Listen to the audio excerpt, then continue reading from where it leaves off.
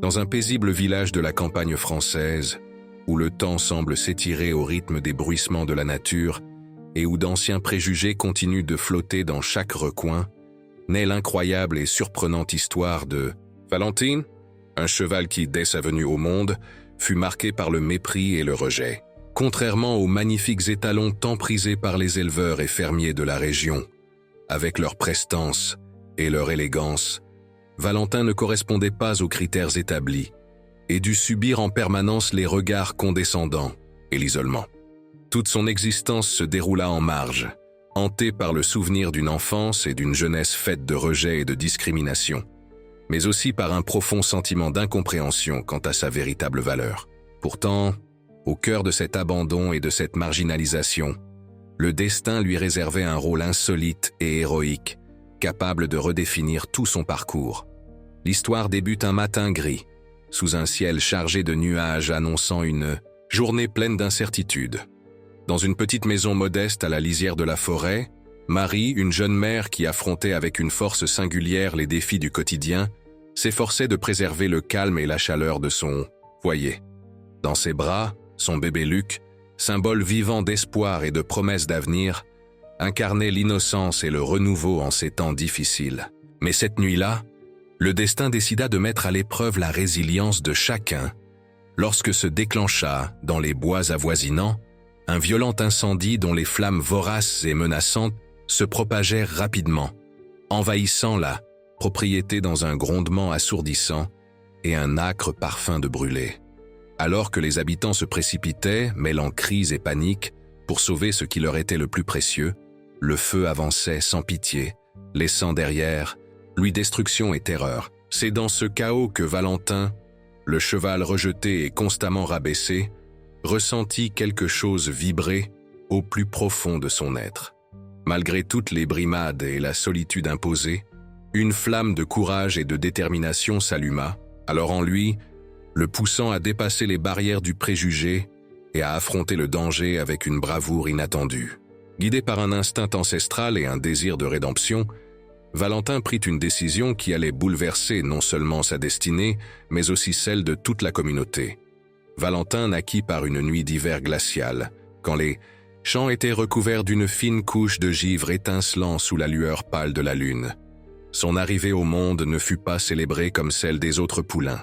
Bien au contraire, l'éleveur Joseph Ménard, dont le regard aguerri s'arrêta sur le petit animal au pelage irrégulièrement tacheté, aux longues jambes disproportionnées et à la tête trop grande pour son frêle corps, en resta décontenancé. « Celui-là ne vaudra jamais le foin qu'il mange », dit-il en s'éloignant de l'écurie sans même attendre que le nouveau-né fasse ses premiers pas. Dès lors, le destin de Valentin sembla scellé. Tandis que les autres poulains recevaient des soins attentifs, un entraînement spécifique et des encouragements, il grandit dans l'ombre, ne recevant que le strict minimum pour survivre. Les jours s'écoulaient, longs et solitaires, rythmés par des regards méprisants et des railleries qui, même s'il ne les comprenait pas pleinement, le transperçaient comme des aiguilles invisibles, blessant son âme en profondeur. La ferme du refuge des vents, réputée dans la région pour la qualité exceptionnelle de ses chevaux de race, Valentin était la fausse note, l'erreur de calcul, la tâche dans un historique jusque-là parfait. Son apparence atypique, pelage, brune constellée de taches irrégulières, pattes arrière légèrement plus courtes que les autres, et ce regard que beaucoup qualifiaient de troublant, presque humain, en faisait la cible idéale du mépris et des moqueries. Les employés négligeaient ses besoins, les visiteurs détournaient le regard en passant devant son box, et même les autres chevaux, obéissant à une forme de ségrégation instinctive, le tenaient à distance, comme si sa différence était contagieuse. « Je ne comprends pas pourquoi le patron le garde encore, ce cheval de rebut », lança un jour Augustin, le palefrenier le plus ancien de la ferme, tout en versant distraitement une maigre ration de nourriture dans la mangeoire de Valentin. Un autre aurait déjà fini chez l'équarrisseur ou à l'abattoir. Ces paroles dures étaient le fond sonore de l'existence de ce cheval qui, au fil des années, adopta un regard mélancolique et une attitude résignée, reflets extérieurs d'une âme broyée par le jugement des autres. Les saisons passant, Valentin grandit physiquement mais resta insignifiant aux yeux de ceux qui l'entouraient. Lorsque les autres chevaux étaient présentés dans des foires, il demeurait à Ha, l'ombre de l'écurie. Quand des acheteurs potentiels visitèrent la propriété, on le gardait à l'écart, comme un secret honteux. Son seul réconfort venait des nuits silencieuses, quand il pouvait contempler les étoiles à travers la petite fissure du toit de son box isolé, rêvant de liberté et d'acceptation. Chaque matin à la ferme suivait le même rituel. Le chant du coq annonçait la nouvelle journée, puis les premiers rayons du soleil traversaient les nuages en teignant le ciel de nuances rosées et orangées. Les ouvriers commençaient à leur labeur, et l'odeur du café fumant se mêlait à celle de l'herbe encore perlée de rosée. Pour tous, sauf Valentin, c'était un moment de renouveau et de possibilité. Pour lui, c'était juste un jour, de plus dans l'indifférence générale.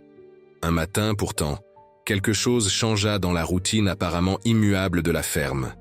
Marie, une jeune femme de 23 ans installée depuis peu dans une petite maison proche des limites de la propriété, passait par le sentier qui longeait l'enclos où paissait Valentin. Solitaire. Elle tenait dans ses bras Luc, son bébé de 8 mois. Il y avait chez cette jeune mère quelque chose de spécial. Sa volonté silencieuse, l'amour inconditionnel qu'elle témoignait à son enfant. Ou peut-être simplement ce fait qu'elle avait aussi connu le poids amer du rejet. Marie était mère célibataire dans une communauté encore ancrée dans des valeurs traditionnelles. Abandonnée par son compagnon lorsqu'elle annonça sa grossesse, elle avait subi des jugements sévères, des portes closes, des murmures dans son dos. Pourtant, contrairement à Valentin, elle avait choisi de ne pas laisser l'hostilité des autres définir qui elle était. Chaque regard réprobateur ne faisait que renforcer sa détermination à élever son fils avec dignité et amour, bâtissant pour lui un avenir où il ne serait pas jugé selon les circonstances de sa naissance. Ce matin-là, tout en marchant, avec Luc blotti contre sa poitrine, Marie s'arrêta près de la barrière en bois, derrière laquelle Valentine broutait seule. Leurs regards se croisèrent au travers des planches usées, et un étrange lien se tissa entre eux, une reconnaissance mutuelle, une compréhension silencieuse qui transcendait les mots. Le cheval, habituellement méfiant envers les inconnus, s'approcha prudemment, tendant ses naseaux vers le bébé, qui éclata de rire et tendit sa petite main potelée en réponse. « Bonjour, mon ami », murmura Marie d'une voix douce, contrastant avec la rudesse à laquelle Valentin était habitué. « J'ai l'impression que nous nous ressemblons, toi et nous, pas vrai ?»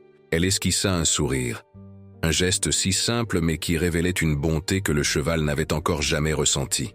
Dans ce bref instant, banal pour le reste du monde, naquit dans le cœur de l'animal une lueur d'espoir. L'idée que peut-être il existait autre chose dans son existence que le mépris auquel il avait été condamné. Dans les semaines qui suivirent, Marie inclut dans sa routine quotidienne une halte auprès de Valentin. Parfois, elle apportait une pomme ou une carotte, d'autres fois, simplement quelques mots tendres et la présence apaisante de qui sait ce qu'est l'exclusion. Luc, qui grandissait à vue d'œil, apprit vite à reconnaître le cheval, lui adressant des gazouillis joyeux et remuant les bras dès qu'il l'apercevait. Pour Valentin, ces visites devinrent des îlots de bonheur dans un océan de solitude. Joseph Ménard, le propriétaire de la ferme, observait cette étrange complicité, d'un œil méfiant, mêlé d'une curiosité nouvelle. « Méfiez-vous de cet animal », avertit-il un jour, en voyant Marie lui offrir une pomme à travers la clôture. « Il n'a jamais reçu l'entraînement nécessaire. Il peut se montrer imprévisible. » Pourtant, il y avait quelque chose dans l'attitude de Valentin lorsqu'il était en présence de la jeune femme et de son enfant qui défiait tout ce que l'éleveur croyait savoir au sujet de ce cheval défectueux. La routine paisible de la région s'apprêtait toutefois à être bouleversée. Cette année-là, une sécheresse sévissait, transformant la végétation en un gigantesque amas inflammable. Les ruisseaux, habituellement abondants, s'étaient réduits à de minces filets d'eau, et l'air sec irritait la gorge. Les personnes âgées, qui gardaient en mémoire le souvenir d'autres saisons de souffrance, levaient les yeux au ciel avec inquiétude, murmurant des prières pour la pluie. La maison où Marie vivait avec Luc se trouvait à l'extrémité de la ferme, proche d'une réserve forestière qui, malgré la sécheresse, demeurait encore d'un vert profond grâce à ses vieux arbres centenaires. C'était un lieu modeste, une construction en bois avec 2 pièces seulement, un petit jardin où elle faisait pousser quelques légumes et herbes aromatiques, et un puits qui, comme par miracle, continuait de fournir de l'eau fraîche, malgré l'aridité. Pour la plupart, cela aurait semblé bien maigre, mais pour Marie, c'était avant tout son indépendance, un nouveau départ, un lieu sûr où élever son fils loin des regards malveillants. Lors de cette nuit fatidique, le crépuscule peignait le ciel de rouges ardents, comme pour annoncer le danger imminent. Marie coucha Luc dans son berceau en bois, qu'elle avait fabriqué elle-même pendant la grossesse. Exténué après une journée de découverte et de jeu, le bébé s'endormit vite, sa petite poitrine se soulevant et s'abaissant au rythme paisible du sommeil. La jeune mère, émue, le contempla un moment. « Tout ce que je fais, mon trésor, c'est pour toi », murmura-t-elle, ajustant la couverture autour du corps minuscule.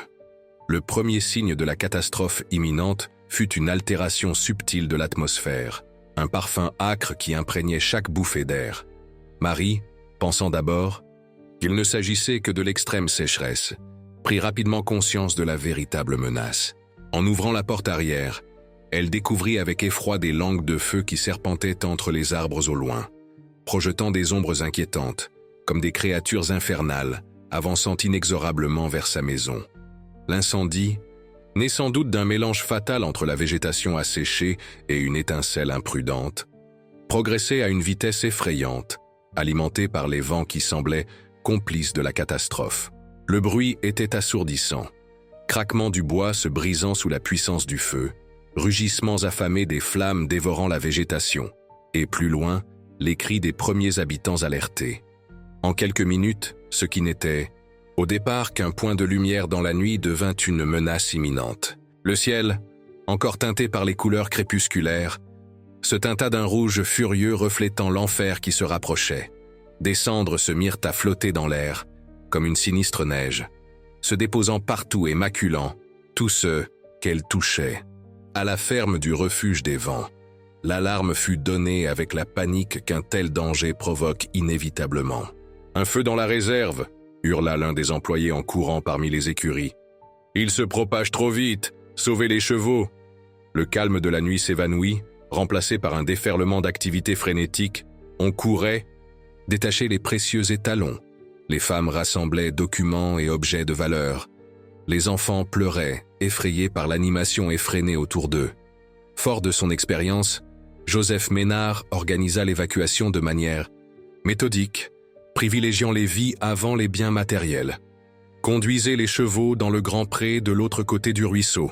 L'eau fera barrière. Les instructions étaient suivies avec la rigueur que seul le danger de mort peut inspirer, tandis que le ciel devenait de plus en plus noir, obscurci non par la nuit, mais par l'épaisse fumée qui masquait déjà les étoiles. Dans cette confusion, personne ne pensa à Valentin, seul dans son box reculé. Le cheval, qui avait toujours connu la solitude, détecta l'odeur de la fumée avant même de percevoir les cris. Ses instincts primitifs lui signalèrent le danger. Son cœur s'emballa, ses muscles se raidirent sous son pelage tacheté. La peur, cette émotion fondamentale, l'envahit. Mais une autre force, plus puissante que son instinct de survie, s'éveilla en lui. Une angoisse pour ceux qu'il sentait en péril. Poussant de toutes ses forces la porte mal fermée de son box, Valentin se libéra. Au lieu de rejoindre les autres chevaux qui fuyaient l'incendie en trombe, il demeura un instant immobile, les naseaux frémissants, filtrant l'air saturé de fumée. Parmi les relents de bois brûlés et les effluves suffocants, il perçut une note plus subtile. Ce parfum doux, lié à la petite maison où habitaient Marie et Luc, désormais mêlé à celui, implacable, de la peur. Sans hésiter, comme mu par une force supérieure à lui-même, Valentin se dirigea vers la modeste demeure, à la lisière de la forêt. Ses sabots frappaient la terre avec détermination, un rythme faisant écho à l'urgence. Le chemin, qu'il parcourait habituellement avec calme quand Marie venait lui rendre visite, s'était transformé en couloir infernal. L'air était si saturé de fumée qu'il peinait à respirer, ses yeux le brûlaient. Pendant ce temps, Marie vivait son propre cauchemar. En voyant le feu approcher, elle n'eut qu'une pensée, la sécurité de Luc. Prenant le bébé endormi dans ses bras, elle rassembla quelques affaires essentielles, une couverture, une gourde d'eau, les papiers de son fils, puis se prépara à fuir. Mais en ouvrant la porte d'entrée, elle fit face à un mur de chaleur si intense qu'elle recula instinctivement. L'incendie avait progressé bien plus vite que prévu, encerclant sa maison isolée. Les flammes, déchaînées, dévoraient la végétation, transformant les arbres centenaires en immenses torches illuminant la nuit d'une lueur sinistre. L'accès principal, reliant la petite habitation au reste de la propriété et aux fermes voisines, était déjà bloqué par un rideau de flammes dansantes, rendant toute fuite apparemment impossible. « Oh, mais Dieu, je vous en prie », supplia Marie, la voix enrouée par la peur et la fumée qui s'infiltrait peu à peu dans la maison. Luc, réveillé par l'agitation et l'air irrespirable, se mit à hurler, son chagrin résonnant dans le cœur de sa mère comme un coup de poignard. « Ça va aller, mon ange », murmura-t-elle, sans savoir si elle tentait davantage de se rassurer elle-même ou de calmer son enfant. « On va trouver un moyen. » La jeune femme inspecta frénétiquement les issues possibles. La porte arrière offrait la même vision terrifiante, un front de flammes. Le puits, habituellement une source de réconfort, se trouvait trop près d'un massif déjà en feu. Chaque seconde rendait l'air plus irrespirable. C'est à cet instant de désespoir qu'un bruit de sabots émergea du crépitement des flammes. Marie crut d'abord à une illusion, fruit de la panique ou du manque d'oxygène. Pourtant, lorsque la silhouette de Valentin apparut à travers le rideau de fumée, poussant un hennissement pour la héler, elle réalisa que c'était bien, réel, une intervention aussi improbable que miraculeuse. « Valentin » souffla-t-elle incrédule, en voyant le cheval s'approcher de la maison, bravant la chaleur et le danger avec une détermination presque surhumaine. Dans son regard, on lisait comme une intelligence, une conscience aiguë de la situation, dépassant ce qu'elle pensait possible. Sans attendre, il se plaça près de la porte, fléchissant légèrement les pattes, comme pour l'inviter à monter sur son dos. Marie hésita l'espace d'une seconde. Confier sa vie et celle de son enfant à cet animal que tous jugeaient imprévisible et dangereux semblait une folie. Mais la seule alternative, demeurer dans une maison vouée à être engloutie par les flammes, était inenvisageable. Désemparée mais résolue, elle serra Luc contre elle, s'aidant d'un bras pour se hisser sur le dos de Valentin. Sentant qu'il portait un fardeau précieux, le cheval attendit que Marie s'installe solidement. Puis, avec un calme déconcertant, au regard de l'urgence, il se mit en mouvement, choisissant chaque pas avec précaution. L'instinct de Valentin, affiné par des années d'observation silencieuse et de survie, lui indiqua une étroite voie où l'incendie n'avait pas encore complètement fermé le passage. Un itinéraire dangereux, mais le seul envisageable. La traversée fut un cauchemar de chaleur, de fumée et de menaces constantes. Les flammes léchaient le chemin, à tel point que Marie sentait la morsure du feu sur sa peau. Des troncs calcinés s'effondraient sans prévenir, forçant Valentin à des écarts soudains. La fumée était si dense que tout prenait l'allure d'un voile gris, ponctué de lueurs rougeoyantes. Le cri de Luc, terrifié, perçait le tumulte, tandis que Marie ne cessait de murmurer des mots d'encouragement, à la fois pour le bébé et pour le cheval risquant sa vie pour eux.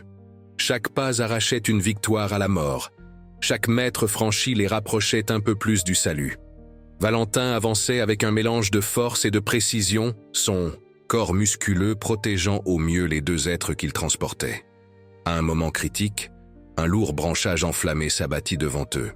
Sans hésiter, le cheval fit barrière de son propre corps, subissant brûlures et éraflures, mais ne ralentissant pas. Le temps sembla s'étirer comme un supplice, bien que tout se déroula en quelques minutes à peine. Quand enfin ils émergèrent dans la zone dégagée, où les habitants de la ferme et des propriétés voisines s'étaient réfugiés, leur apparition suscita un élan d'étonnement et de sidération.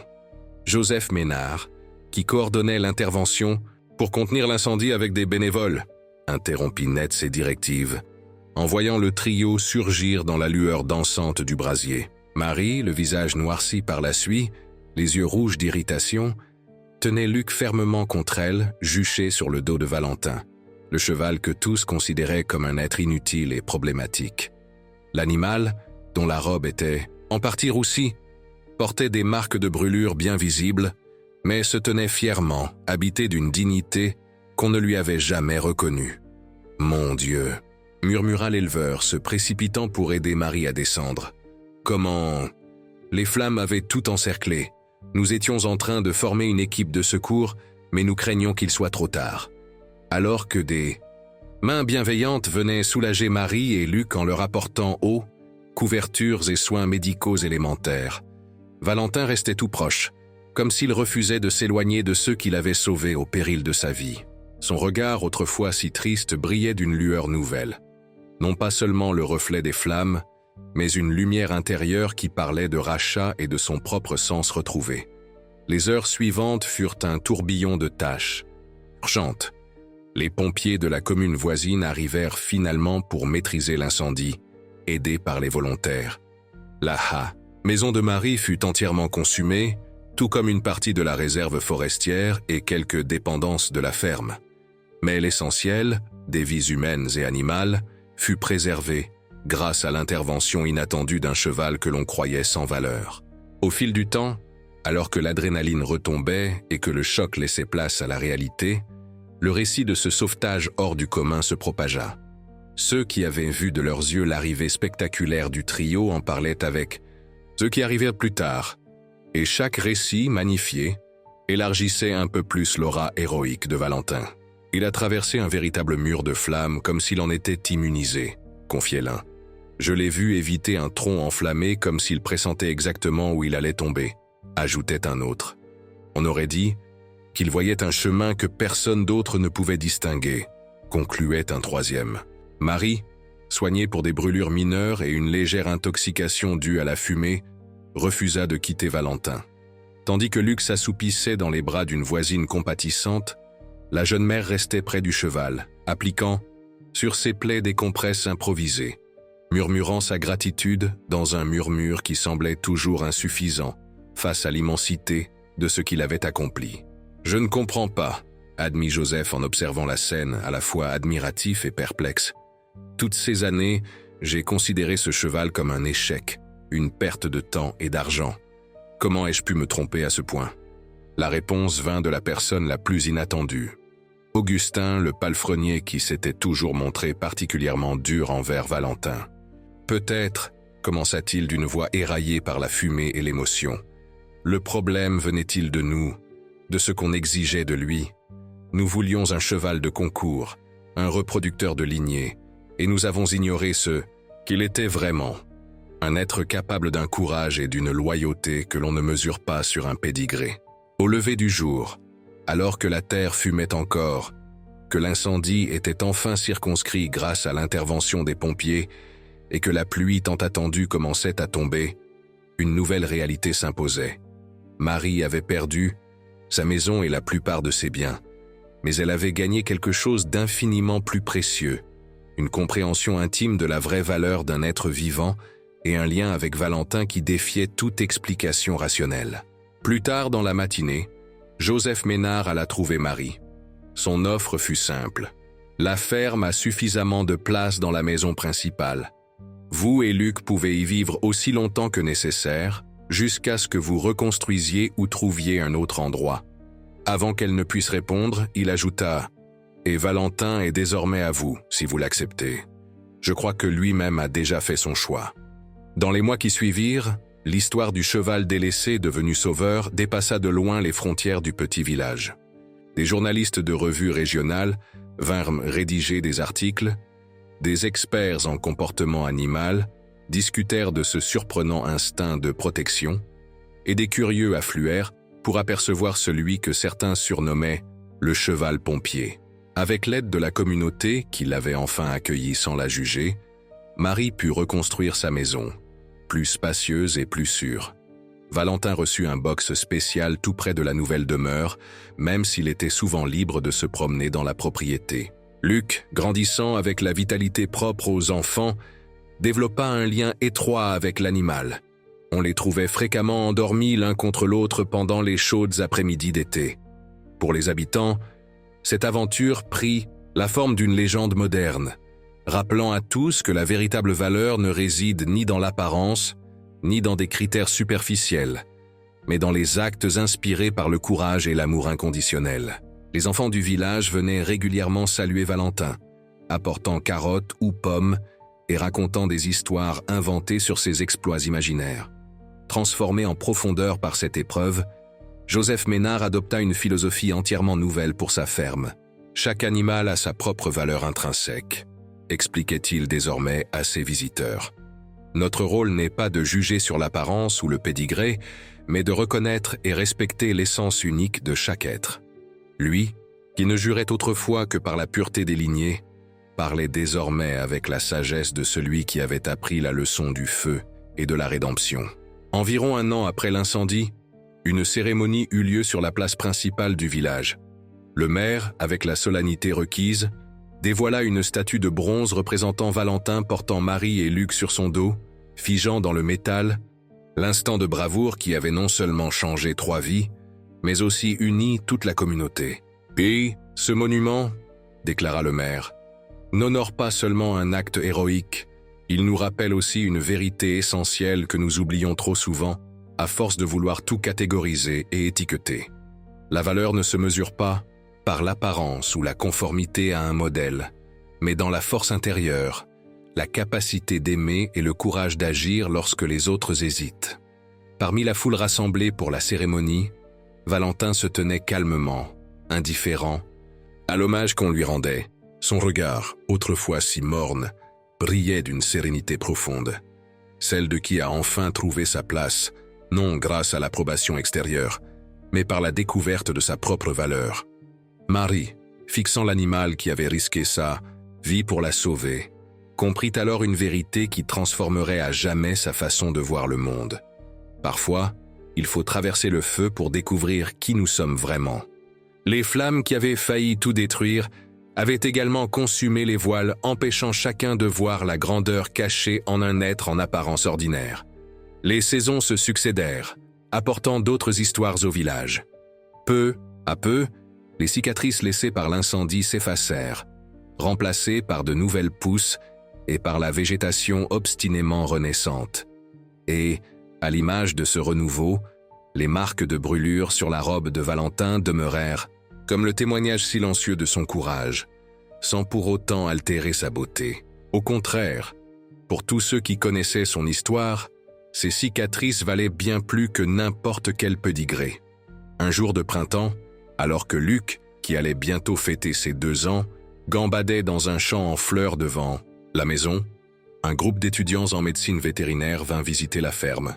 Officiellement, ils étaient là pour étudier le comportement exceptionnel de Valentin, mais ils allaient apprendre bien plus que quelques notions techniques. « Que voyez-vous en regardant ce cheval ?» leur demanda la professeure qui les accompagnait, une femme d'âge mûr au regard affûté et au sourire bienveillant. « Je vois un héros inattendu », répondit l'une des étudiantes, remontant ses lunettes sur son nez constellé de taches de rousseur. « Je vois la preuve.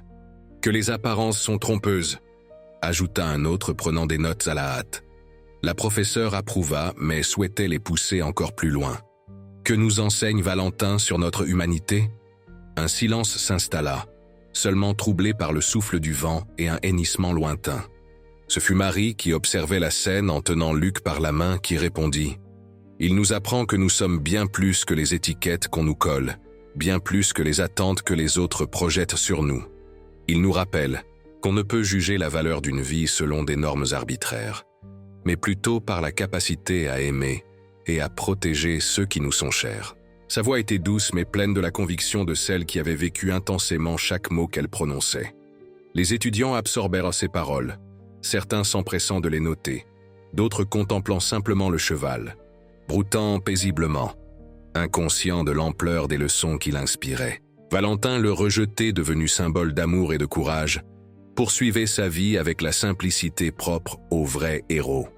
Le soir venu, lorsque les étoiles scintillaient dans un ciel clair et que Luc dormait à poing fermé, Marie s'installait, souvent sur le perron de sa maison reconstruite, regardant la silhouette de Valentin se détacher à l'horizon.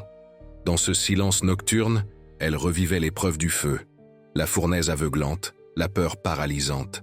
puis la venue quasi miraculeuse de celui qu'on avait si longtemps sous-estimé. Le feu révèle le vrai caractère.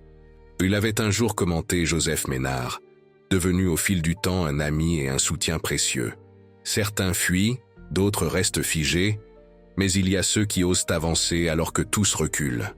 Je crois que nous portons tous une flamme en nous, avait répondu Marie après un instant de réflexion. Chez Valentin, cette flamme n'attendait que l'instant où elle pourrait briller de tout son éclat. Au-delà de l'événement, l'histoire de Valentin s'étendit, devenant l'allégorie d'une vérité plus vaste que les faits. Dans les écoles, son exemple servit à évoquer l'inclusion, la nécessité de voir au-delà du superficiel, la force qui se cache dans les endroits les plus improbables.